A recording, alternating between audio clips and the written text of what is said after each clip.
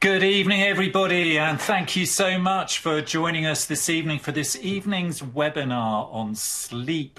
Sleep Matters, a management approach for sleep disorders in primary care. And I know a lot of you will have been working today in the clinical front line, and so we really appreciate you taking the time to add on an extra hour of your day as we discuss this sort of fascinating topic of sleep and insomnia. And I think it really is a fascinating topic. That consultation, doctor, I just need some help with my sleep, can be so deceptively simple, such a deceptively simple request.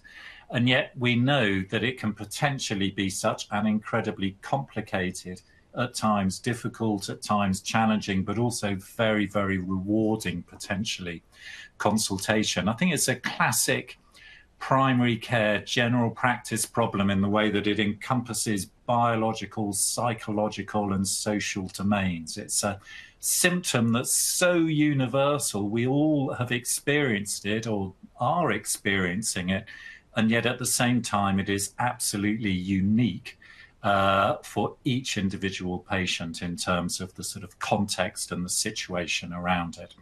And so I'm really excited about spending the next hour with you, talking with you and discussing the fascinating problem of sleep. My name, if you haven't met me before, is Simon. It's lovely to meet you. Do put into the chat, do say hi, say where you're from, where you work. It's lovely to have you with us. And I'm going to be the main presenter on the webinar tonight, but there's actually three of us on.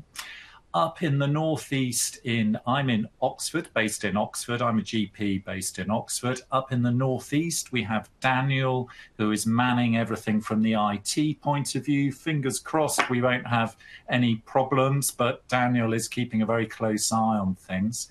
And in amazing Stoke, we have my good friend and colleague, Rob, who's going to be manning the Q&A tonight. So, Rob, do say hi.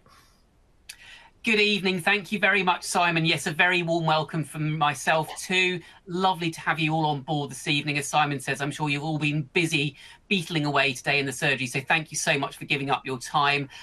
For those of you that haven't met me, my name's Rob Walker. I'm a GP in Basingstoke. I work 3 days a week as a GP in Basingstoke, and then I spend the rest of my time with the NB team. I'm going to be running the Q&A, the questions and answers this evening. Please do send any questions you've got in that Q&A tab. Say hello. Thanks for all of those who are already doing so, but do ask any questions as we go along. Please also share comments, reflections, or indeed any resources. It's a complicated area, insomnia, so you may have little go-to resources that you'd like to share with us, and I can then post that to the rest of the group. I'll certainly be doing the same as well, posting some resources as we go along. Lovely to have you all with us. Simon, I'll hand back to you. Okay, so as Rob says, let's keep it as interactive as possible. So do send those questions and comments and experiences firing in. And also, I just want you to reflect for a moment. How does it make you feel when a patient comes in saying they want some help with your sleep? Does it make your heart sink? Do you think, oh my goodness, I'm already running half an hour late, I'm not going to be able to do this? Do you think, oh, this is something quick and easy I can fix with a prescription? How does it make you feel? Do let Rob know. Do you have any personal experience that you would like to share, either personally with you, it's all anonymous, or with patients where you've learned particular things which you think could be valuable, or as Rob says, other tips or resources to share with the group? Rob will share with you what we think are some really good resources for patients, but there are lots out there. If you have some other good ones, then do share them with the group so we can get that group learning thing going. And a very quick plug for our brand new spring Hot Topics GP update course. We've been working hard getting this ready, got lots of fabulous new topics to discuss with you. The first one is on Saturday, March the 8th. I'll be leading that course, followed up on Friday, March the 14th. And Siobhan will be leading that one. And we've got new guidelines, practice-changing guidelines on hypertension, AF, asthma, the menopause, huge implications with tirzepatide being used for obesity in primary care. What do we need to know around the latest evidence and guidelines? We've got a new section on clinical genetics for primary care, BRCA, Lynch syndrome, hemochromatosis, and anxiety, chronic cough, lots more. So we've got loads of fantastic new topics to discuss with you, March the 8th and March the 14th. Or you can join NB Plus and get access to all of our courses. And this week we've got a special Valentine's promotion. So a saving of £25 on your NB Plus subscription this week, and that will then give you access to all of our courses throughout the next year. So what's the plan for this evening? First up, we're going to have a very quick look at the impact of insomnia, why sleep is so essential for our health and well-being. Then we'll have a look at diagnosis. How do we make the correct diagnosis of insomnia? If a patient comes in to see us with a fever, we don't just think, they've got fever. We think, right, what's causing it? What's underlying it? What's driving it? And it's exactly the same, of course, for insomnia. But how can we do that? We need a framework, a structure.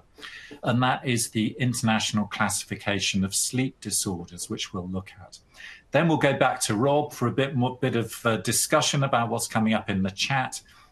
And then we'll talk about management, and we'll be presenting an evidence-based approach looking firstly at lifestyle factors, behavioural and psychological approaches, quick look at supplements, including melatonin, and then looking at medication, specifically at the new NICE-approved orexin receptor antagonist, daridorexant. Is this a significant step forward? Is this a drug that we should be using in primary care? And then at the end, as again, we'll stop for Q&A. And just to completely reassure you, this is a non-sponsored webinar. It's non-promotional, apart from me promoting our own course, of course.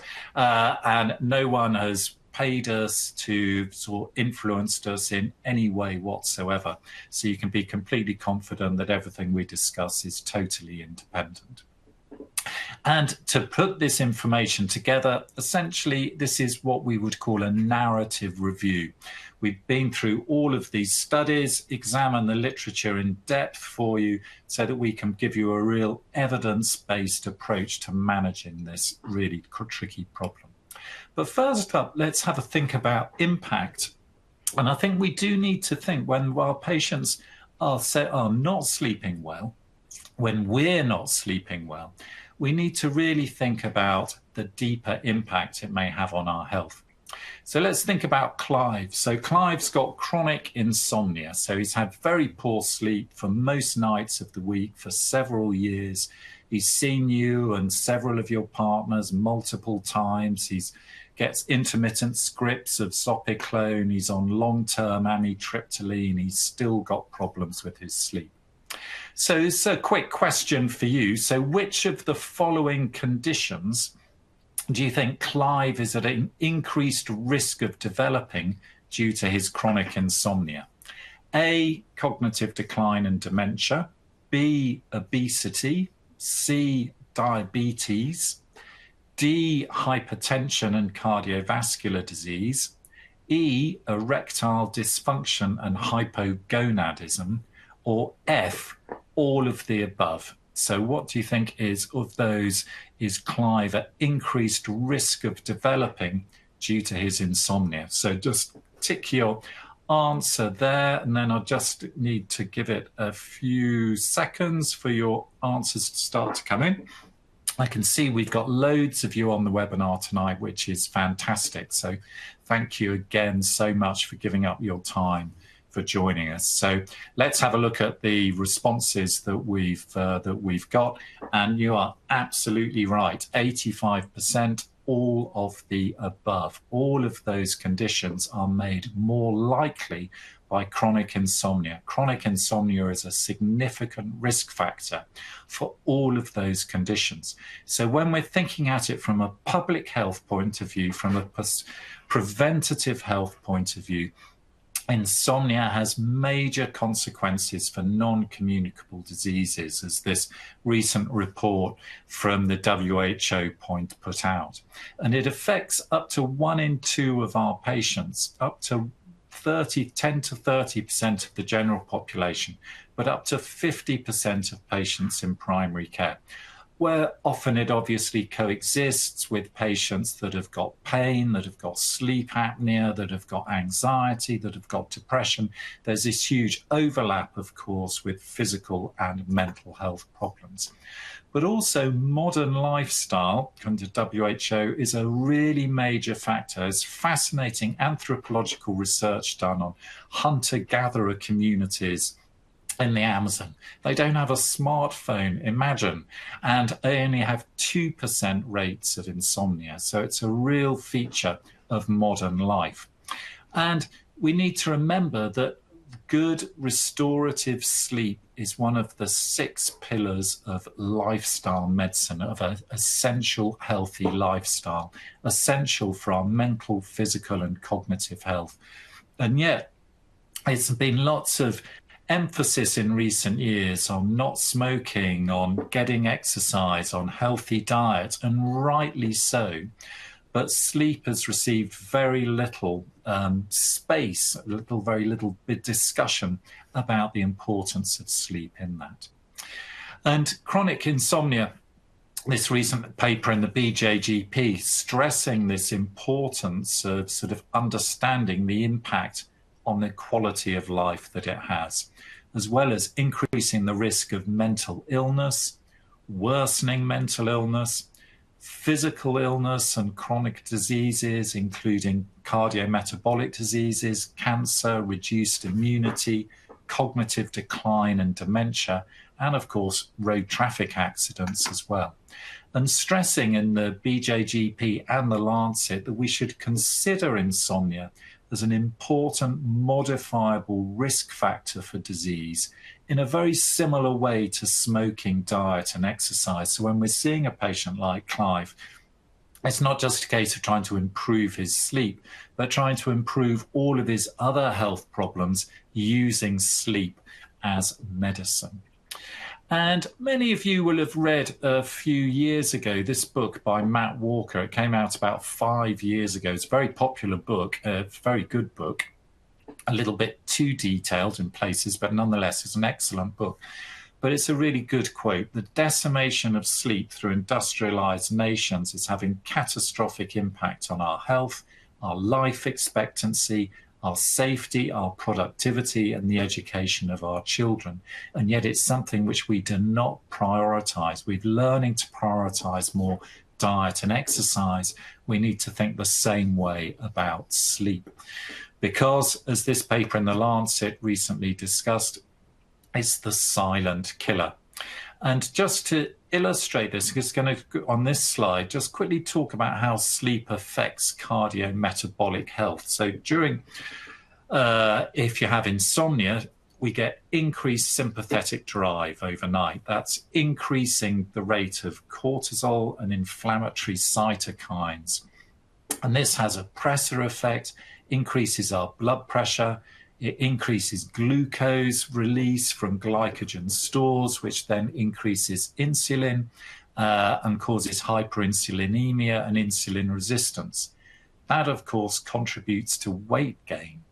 But weight gain is also caused because if we don't sleep well at night, we eat more the following day. And this is because insomnia suppresses leptin, which is the satiety hormone, increases the hunger hormone ghrelin. These are going to be sort of adapted responses during our evolutionary history, but of course are now very maladaptive. They're contributing to weight gain through insomnia. And that increases the risk of diabetes and visceral fat, insulin resistance, and then, of course, the metabolic syndrome. And in combination with all of these cytokines that are being released, that, of course, then promotes atherogenesis.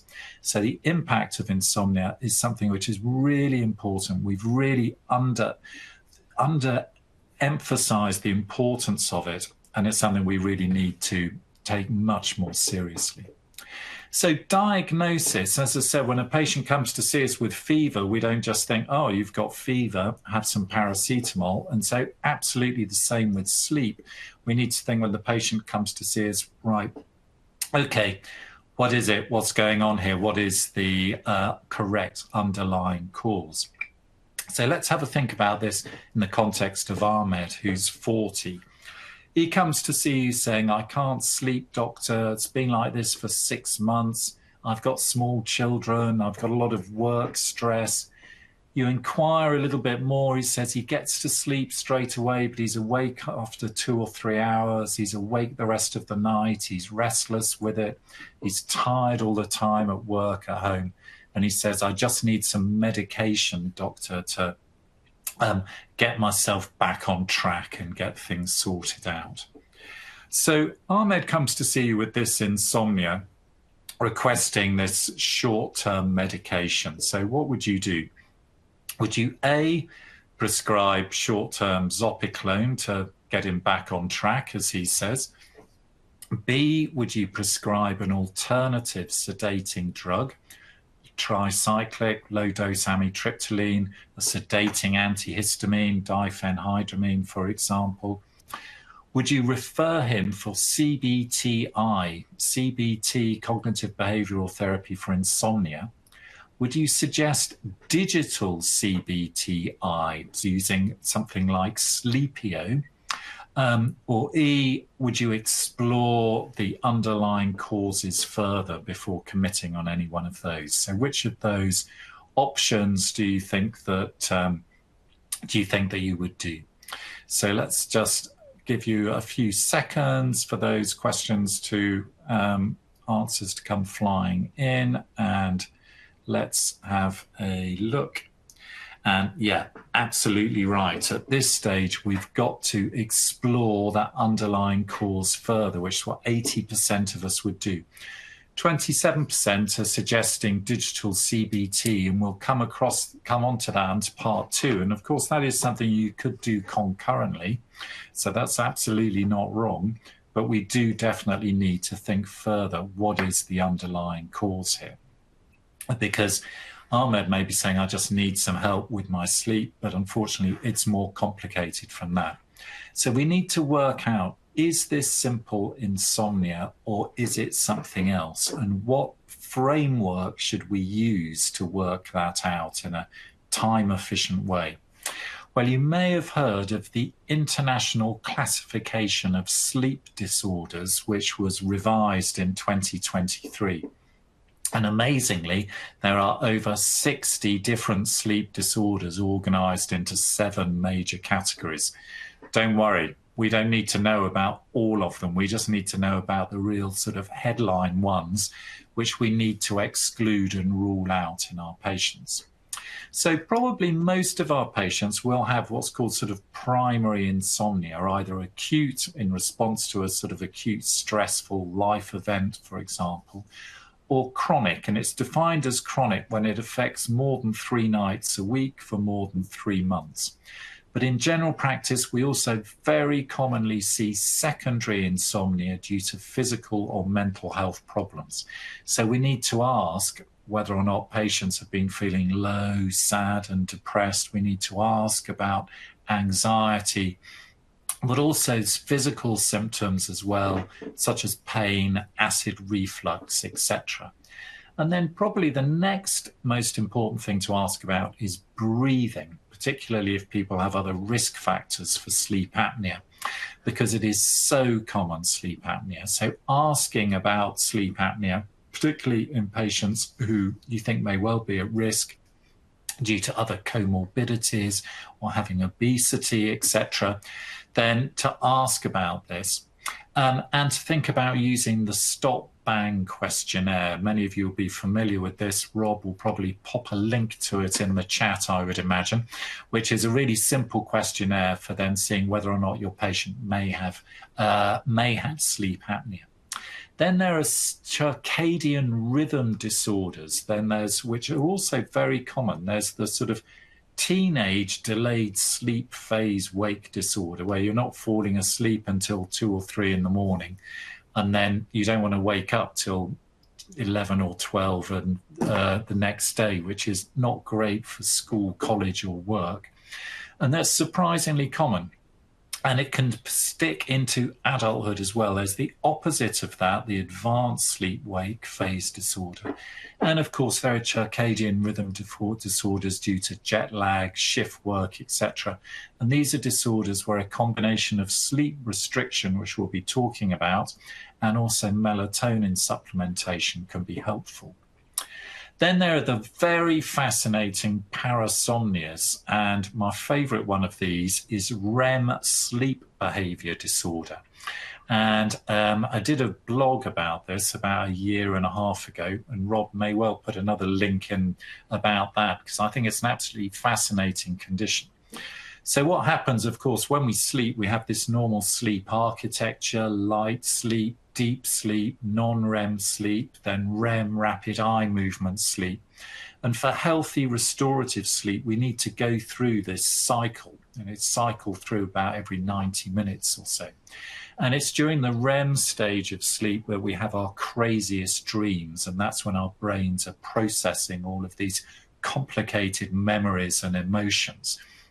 Unfortunately, there's a switch that switches off our brainstem when we're in the REM stage of sleep, so we don't act out these crazy dreams that we have every night. But in REM sleep behavior disorder, that switch doesn't work. And what happens is we do then end up acting out, thrashing out, crying, agitation, fear, when we're having these dreams during nighttime. And what's really interesting about it is it's a very early sign of neurodegenerative disease, dementia, Parkinson's, etc. Then there's the non-REM sleep arousal disorders, which include things like sleepwalking. And then the very common sleep-related movement disorders, of which the best known one is restless leg syndrome. We've also done a keep it simple summary of restless leg syndrome, which we can share with you as well. It's very common. 10% of patients may have it. Strong genetic link. Patients often have a positive family history. Very easy to diagnose on clinical history alone and associated with dopaminergic dysfunction. So I think if we know about these, the sleep, thinking, remembering about respiratory problems in sleep with sleep apnea, the parasomnias, the sleep-related movement disorders, and if the sleep is secondary to anything, we'll have most of those covered. So we're going to go to Rob, but in conclusions of this first bit, we all need to wake up to better sleep. Everybody watching this webinar tonight, to protect our own health, we need to think about it for us, we need to think about it for our families, and we need to think about it for our patients, because we've got this huge epidemic of sleeplessness. It affects half of our patients, and helping our patients to sleep better, which we can do, is as essential as advising them about diet, exercise, and other lifestyle interventions, which we routinely do. First step in the process, though, is thinking, have we got the right diagnosis? Is it primary or secondary insomnia, or is there an underlying sleep disorder using this classification of sleep disorders? Okay, Rob. Now, is there anyone out there tonight? Are there any comments or questions coming in on the chat? Yes, absolutely. It's quite clear that nobody is asleep on the webinar tonight. There's been absolutely loads of fantastic questions and comments. Thank you so much for everything that you've been sending in. There's been reams of stuff coming through. Loads of interesting reflections. Just going back to that sort of initial question Simon asked about, how does it make you feel when you have to discuss insomnia with a patient? Lots of people saying, I think as we all do, certainly I do, it's a really challenging consultation, isn't it? There could be lots of reasons why they're there, lots of expectations in terms of what the patient thinks they are going to hope to get out of the consultation, what we as clinicians think we might be able to offer them. Sometimes those don't always marry up particularly well, do they? A number of you are saying that you're worried about those sort of flashpoints or clash points between you and the patient in terms of, particularly if they're after medications, drugs, a quick fix, which we know often doesn't work. We'll come on to discuss management in a bit more detail in the second half, but I think it's important that we're all cognizant of how those consultations make us feel. It means that we're in a better position then to manage them ourselves when we know where we're coming from. Lots of really good resources. Thank you. Again, we'll come on to management a bit more in the second half, but a number of you already recommending the sleep charity. I've reposted the link to that one. That is absolutely one of my go-to ones. It used to be called the Sleep Council, for those of you that may have known it under a different guise a few years back. It's got loads of fantastic resources, the sleep charity, including that sleep helpline, which again, one of our colleagues on the chat put through, and I've reposted that. So yeah, do have that to hand for your patients. Very, very important indeed. We'll come on to Sleepio and CBT in a little bit. Simon's going to talk through that in a bit more detail. Lots of you asking about that quite rightly. And as I'm afraid we always see with these webinars, some of you have got good access to certain treatments and CBT or Sleepio, others of you not so good.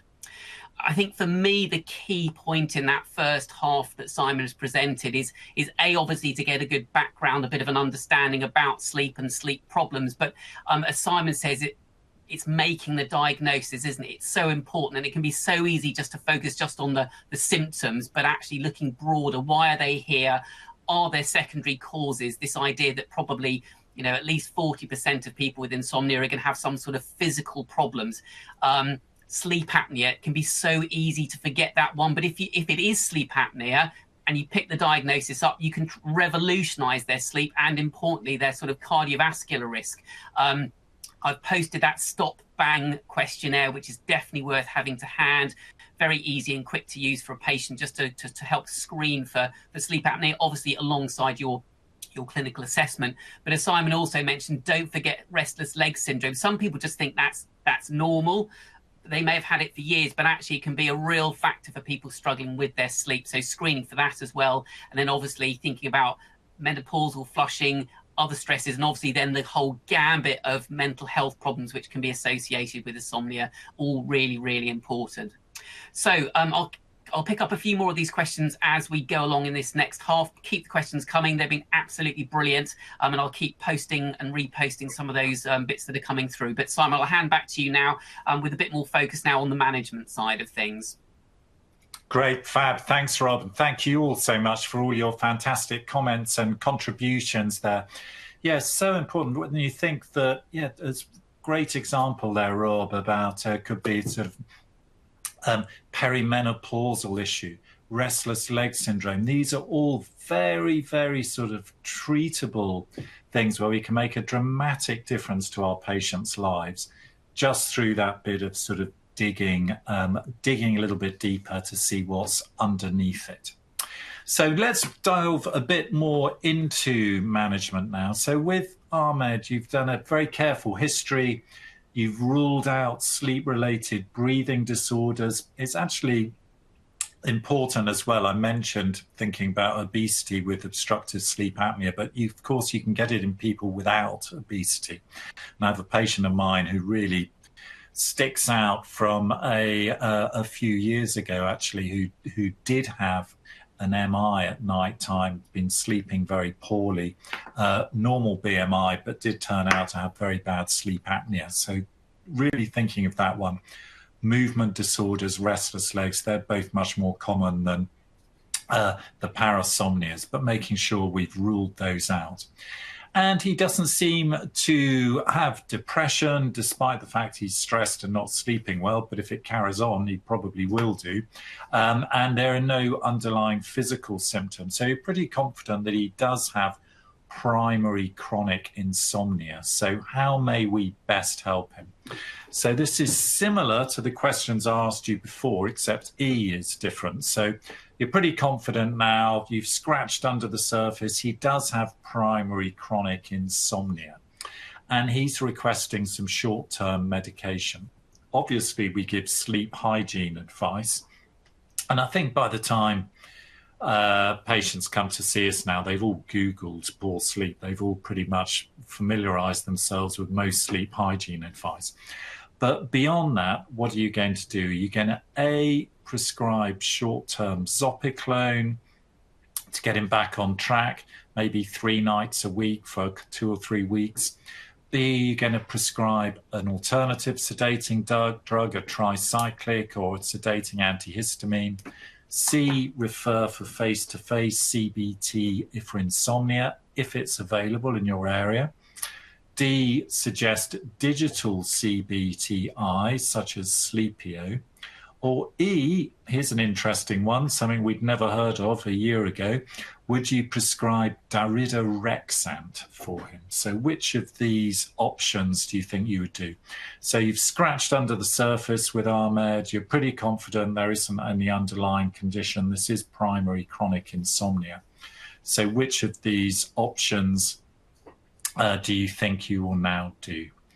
Okay, so let's have a look at the scores on the doors, and we've got quite a big split here, not surprisingly, because all of these can be valid options. Interesting that 27%, so sort of half and half split almost exactly between zopiclone and an alternative sedating drug. Up to a quarter refer to face-to-face CBTi. Most of you refer for digital CBTi. And there's 5% of you that would prescribe daridorexant, which is really interesting. So we're going to look at these different options. So how do we help our patients like Ahmed with insomnia using an evidence-based approach?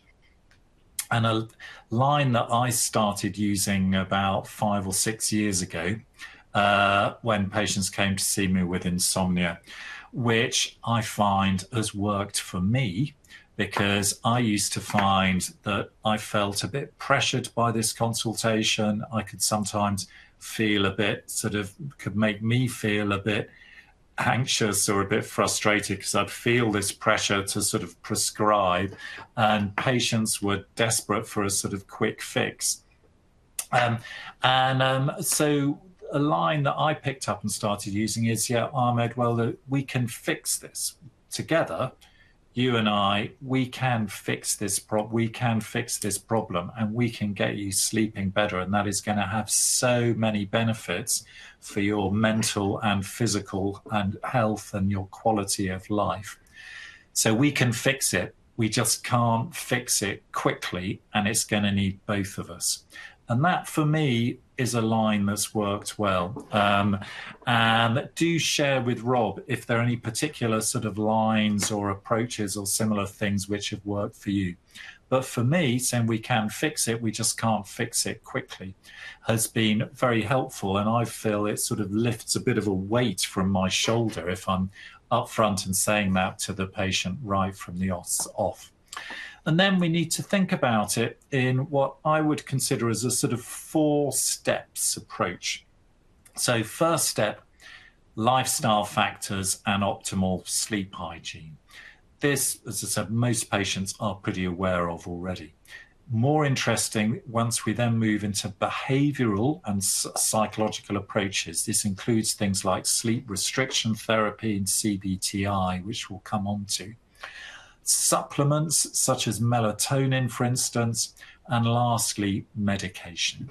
So lifestyle factors and sleep hygiene, and as I said, by the time patients see us, most of them have Googled this. I think people are pretty much aware of what they should be doing.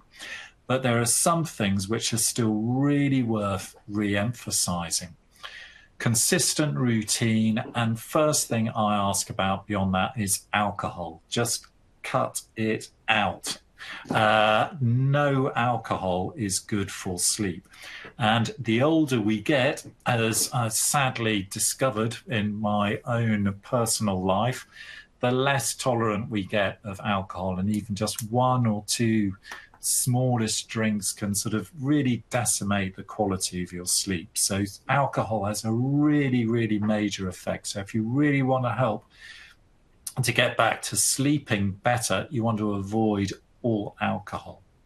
What about caffeine? Well, caffeine, the half-life of caffeine is 6 hours. So that means if you have the equivalent of a double espresso at 3 in the afternoon, and if you order a sort of, a flat white or something from Costa, then that probably is about the equivalent of a double espresso at 3 o'clock.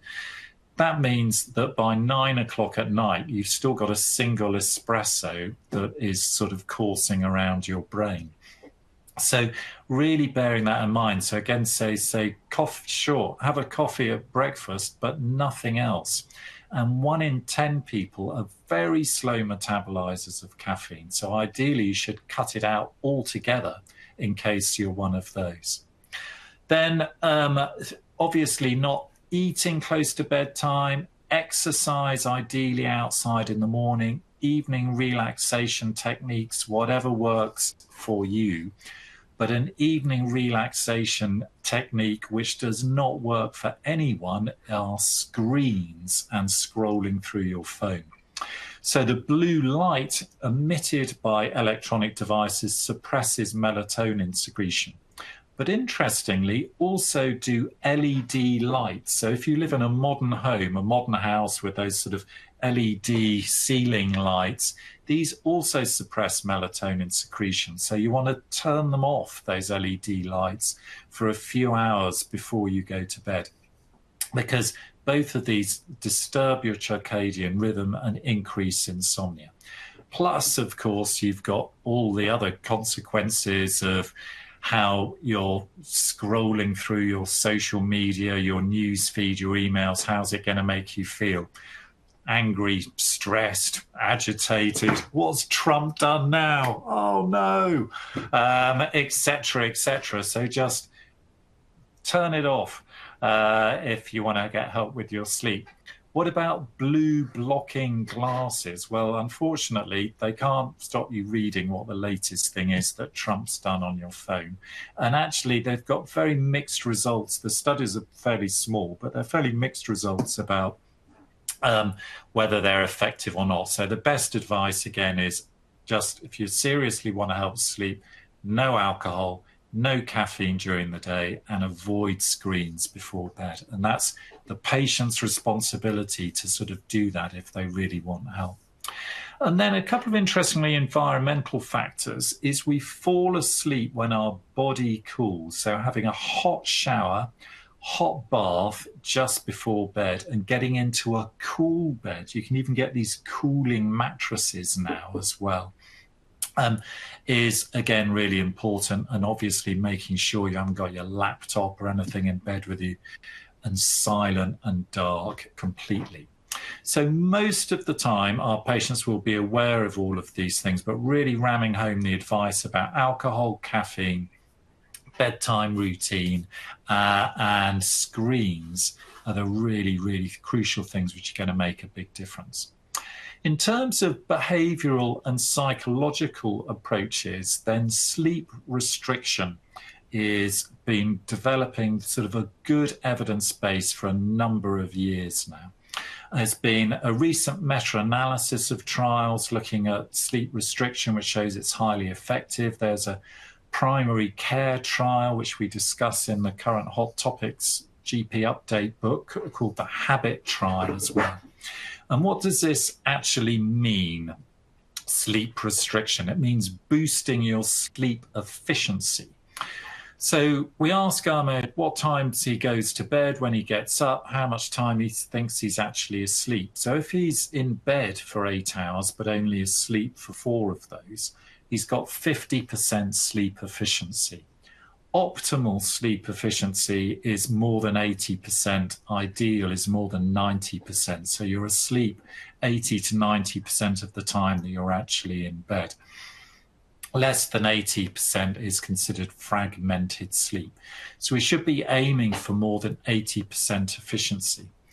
So if he's only sleeping for 4 hours at the moment, we want to say, right, we just want you to spend 5 hours in bed. So yeah, if you're only sleeping for 4 hours, only spend 5 hours in bed.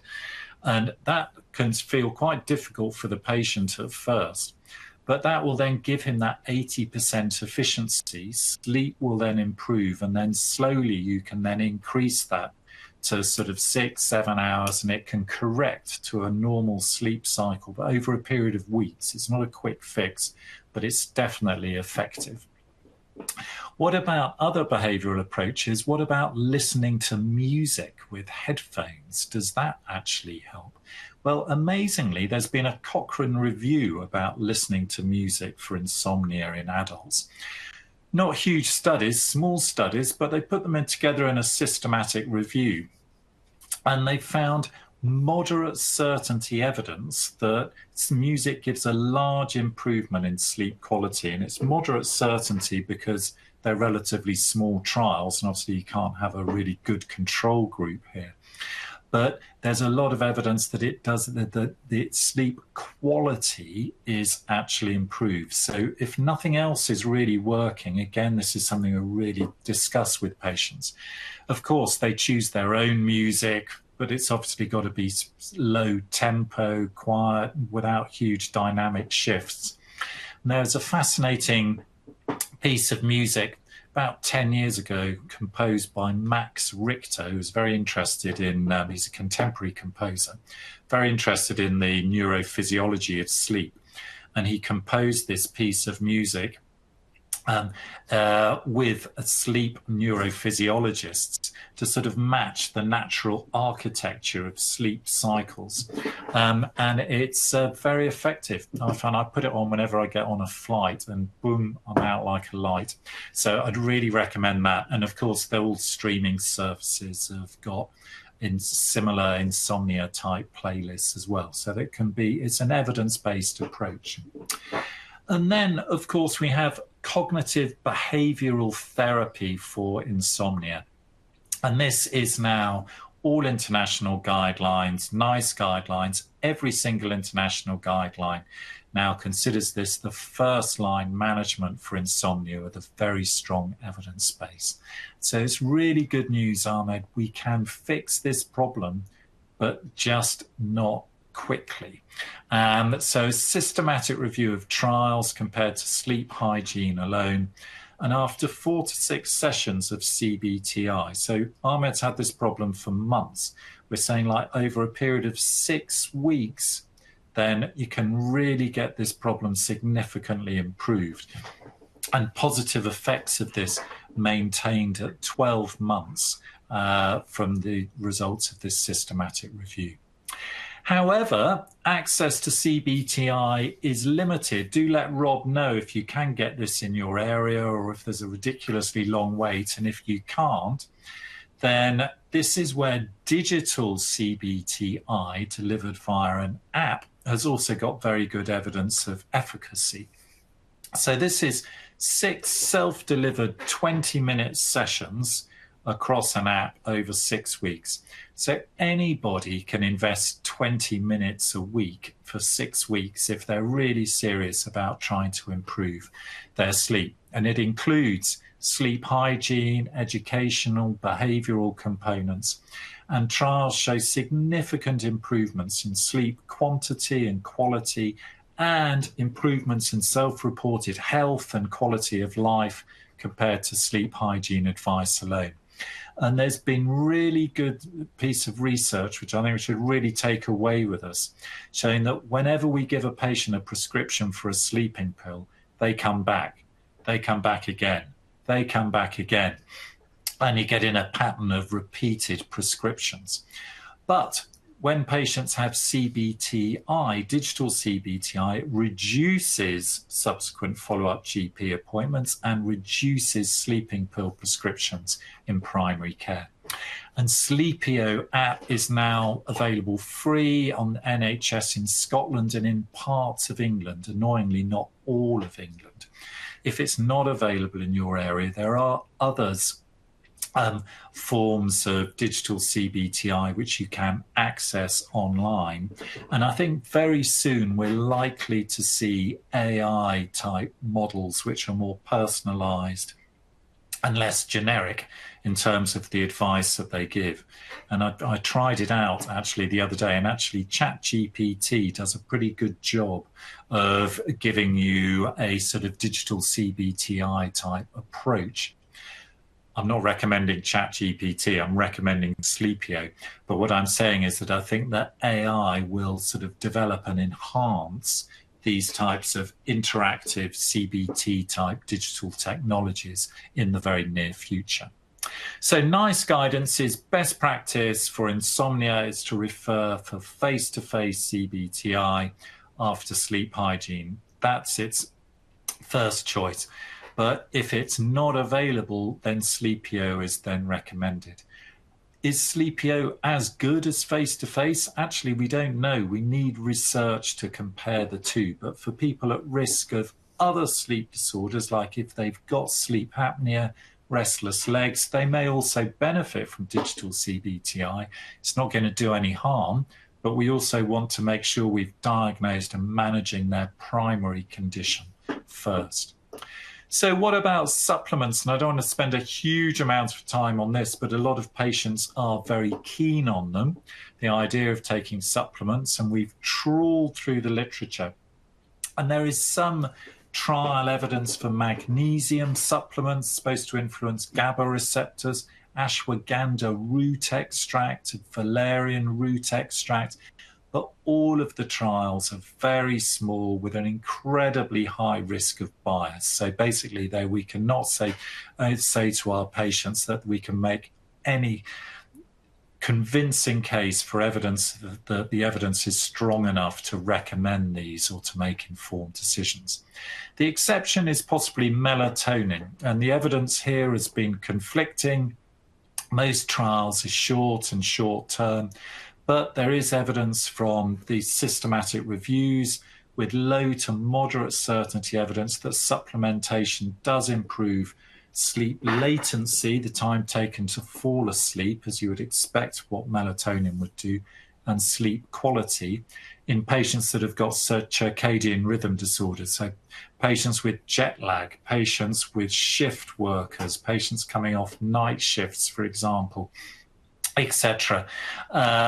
Then it can be very helpful for those. There's some evidence for children and adolescents with neurodevelopmental disorders, and in older adults, which is where the license is, of course, for circadian in the UK, aged over 55, when you start to get a natural decline in melatonin secretion. So as far as medication, of course, we all know the problems of benzodiazepines and Z drugs: tolerance, rebound, insomnia, dependence, addiction, daytime somnolence, etc. But I think one of the really key things to stress to patients as well is that they induce sedation, but they also suppress healthy sleep cycle and REM sleep. So you get that loss of that normal healthy sleep architecture, which contributes to restorative sleep. So we don't get the same restorative sleep. You don't feel as good like you do after a good night's healthy sleep after you've had sleeping pills. And antihistamines, sedating antihistamines have got to do exactly the same, and except they've got all the anticholinergic effects and they last until the following day. And both of these sets of drugs are linked with dementia, with long-term use. And I find with patients talking about the problems of tolerance, addiction, rebound insomnia, link with association with dementia is enough to put most patients off from taking them. So in come the orexin receptor antagonists. So these new class of drugs, they're claimed to be a novel and more physiologically aligned approach to managing sleep disorders, and are claimed to have a much lower risk of tolerance, dependence, and side effects. So is this all hope or is it just hype? Well, there are 3 of these drugs which have been approved in the US. It's just the last one, daridorexant, which has been approved here in the UK and approved by NICE. So how do they work?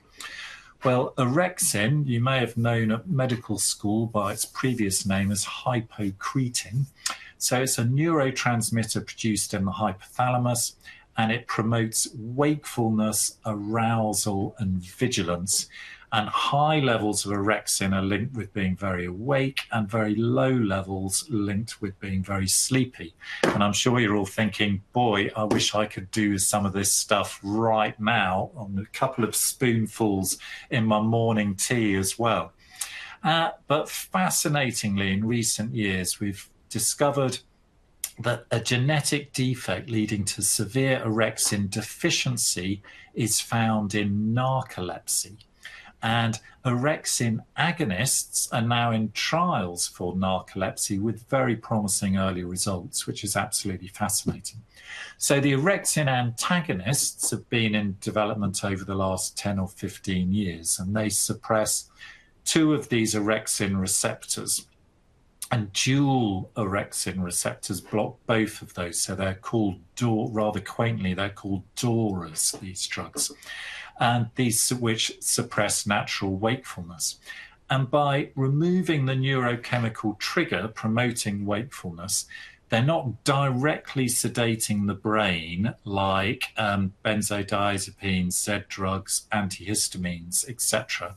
So they allow sleep to occur more naturally and to maintain a more healthy sleep architecture, preserving REM sleep, etc. And compared to benzodiazepines and Z drugs, they are claimed to have a lower potential for tolerance, rebound, insomnia, or withdrawal reaction, and a low risk of dependence. So that all sounds great, but I've got a slight sense of anxiety that if, using some miraculous time machine, I was doing a webinar on insomnia in 1962 and saying there was this wonderful new drug, diazepam, that had just been produced, then maybe would have been saying similar things. So what we really want to know is what the evidence actually shows. And the evidence for these drugs is pretty good. It's quite robust. The problem is that it's all very short term. There's been a recent systematic review published. There have been 13 trials done, 8,000 patients followed up for 4 to 2 weeks, comparing different DORAs, including daridorexant, to placebo. And to be honest, I was a bit underwhelmed with the results, having read all about what these drugs are supposed to do. The sleep onset was a mean of 9 minutes faster. The increase in total sleep time was a mean of 20 minutes. But sleep quality was improved. There was some daytime somnolence the next day, but not a huge amount. Particularly in daridorexant has got a shorter half-life, so has got lower daytime somnolence and no other significant side effects. But the conclusion is, compared to placebo, they were effective and safe. However, we have to ask ourselves how sort of clinically meaningful we think those differences are. And also, there's an inevitable question mark about the long-term risk-benefit ratio. Nonetheless, it's been approved in NHS in the UK from NICE from October last year. I know that in lots of areas, GPs have already started prescribing it. In other areas, it's not. If you have, do let Rob know what your experience is of it. I'd be very interested to hear that. And so it's approved for use for treating chronic primary insomnia. So we've ruled out everything else. It's affecting patients more than 3 nights a week for more than 3 months, but only if CBTi has been tried and unsuccessful. And this should remain first choice therapy. And if we use daridorexant, because of that uncertainty, be it long-term risk benefits and the cost, of course, it should be for as short as possible. So conclude then, when we're thinking of management of primary chronic insomnia, saying to our patients something like, in your own words, we can fix this. Unfortunately, we just cannot fix it quickly, but we can fix it together using this 4-step approach. Lifestyle factors and optimal sleep hygiene, particularly alcohol, screens, caffeine. Behavioural, psychological approaches. Sleep restriction is very effective. CBTi, digital CBTi, these things have got strong evidence base, really work. Supplements, melatonin has got a place in older adults, circadian rhythm disorders, children and adolescents with neurodevelopmental disorders. Medication, we should just be avoiding benzos, Z drugs, sedating anticholinergics. Daridorexant, this new NICE approved DORA is a promising new option, but we lack long-term efficacy and safety data. Rob, any comments or questions coming in? Or is everyone watching Man City Real Madrid there now, or are they still hanging on in there? No, they are very much not. They're still absolutely with us, which is great to see. Thanks for all your fantastic questions and comments. I'm sorry I've not managed to get through all of them. They've been an absolute deluge, which has been amazing. We're just flagging up a little questionnaire feedback for us there. But as you have a think about that, yes, as predicted, I'm sorry, it's just the way of the world, isn't it? Some of you have got great access to CBTi, some of you got no access. Some of you, like me, have had your Sleepio funding cut, so you can't get hold of it anymore. So it's very frustrating when that happens. Few questions actually asking about how to manage elderly people with sleep problems, because obviously, well, not obviously, but some elderly people will struggle with some of the digital interfaces. I mean, really, I think my best suggestion is just good old-fashioned printing off some of the information from the sleep charity is worth doing. The other thing just to explore locally is what your talking therapies will provide. A lot of talking therapies groups now will do some work on sleep. So if you have patients who struggle with digital formats for whatever reason, it's worth just finding out if your local talking therapies does help with sleep, and sort of CBT for sleep, sort of remotely, either via phone or via camera digital. So that's definitely worth looking into. It they do in my area, so it's just worth thinking about that. So a few specific questions coming through now. Why is melatonin only recommended for 13 weeks in adults? It's basically when they did the trials on that, it was a 13-week course for the MR melatonin version. And also, so from a cost effectiveness point of view, it's only recommended for a sort of, basically a 3-month course to try and get people back on track. Excuse me. What about napping in the day? That's a really important part of sleep hygiene. So the general consensus is actually short naps in the afternoon, 15, 20 minutes, are absolutely fine. But repeated or longer naps definitely will affect your sleep. So what I tend to tell patients to do is to just set an alarm. So if they are really struggling and they need to have a 15-minute power nap, that's fine. Set the alarm, do it after lunch. I'm a big fan of the siesta after lunch nap if necessary.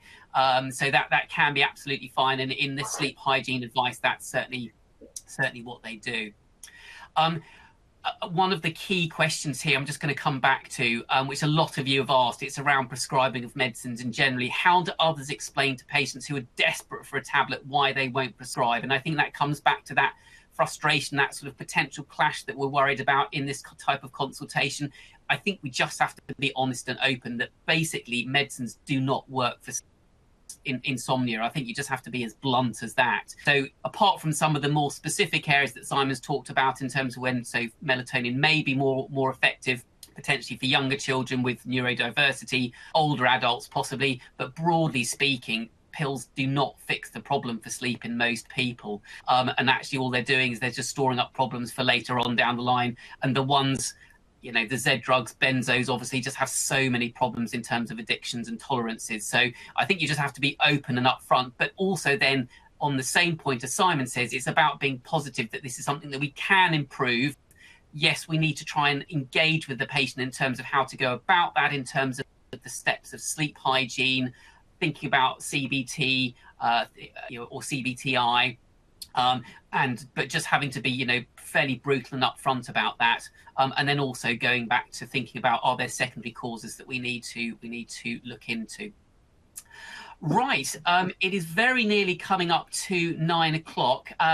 In terms of resources, thank you again for sending all those ones through. Yes, the sleep charity, definitely worth having a look at that.